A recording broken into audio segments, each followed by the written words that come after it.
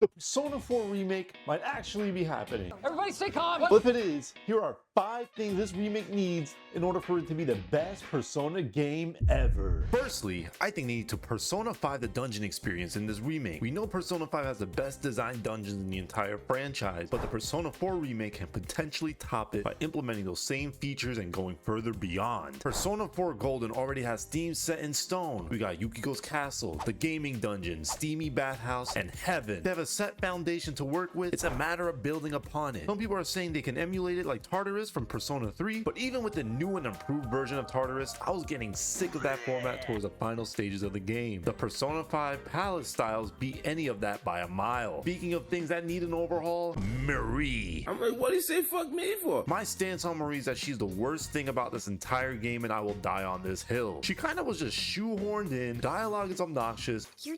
You're too straightforward. I hate you, stupid.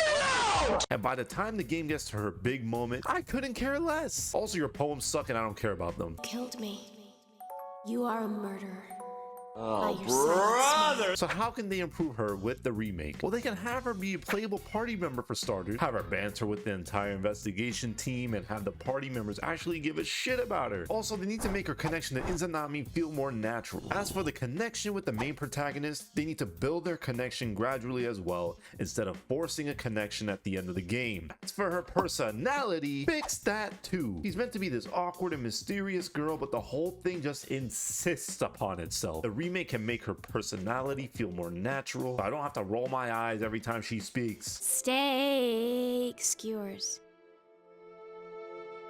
They need to include special events, bonding moments, and adding different perspectives to her character. And her dungeon, just make the whole thing better. Rework every aspect of it. If you already couldn't tell, Marie is my #1 complaint in this game, and the people that love her, why? I just want a word. Anyway, Atlas, just fix it, alright?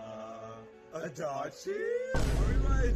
Adachi, we Speaking of things they should change more, I want more ADACHI. Everyone loves ADACHI, but how can they make him better? I don't know about y'all, but Adachi's sudden turn to being evil just seemed off. You were kind of just hit with it, and we were like, oh shit, Funny Cabbage Man hates life and wants to kill us. I think if we saw peaks of Adachi's malicious side throughout the game, nothing too obvious where you can call it out, but something you could catch on a second playthrough. Call me crazy, but at some point Adachi should join the party. Just like Akechi and Royal, I would love to see a different side to Adachi when he's accepted within our team. I think having him be friendly then turn evil would definitely be a good way to show how his character develops over time. Also, his boss fight is okay, I guess. I remember not being challenged at all and him being a complete pushover. I'm of the opinion that this fight should have been a 1v1. It will definitely challenge us and make the fight a more personal endeavor rather than just power up friendship our way through it. I just want more Adachi, Atlas. When it comes to wanting more of someone, I can't believe we didn't get a Yosuke romance option in the original games. Yosuke was meant to have a romance option with our main protagonist, but it was cut because, well, they felt like no one would want that. But the whole point about these games was being true to yourself. Well, if they went this direction, it would make sense for a character like Yosuke. This would also change his character entirely, as Yosuke is constantly making homophobic remarks towards Kanji.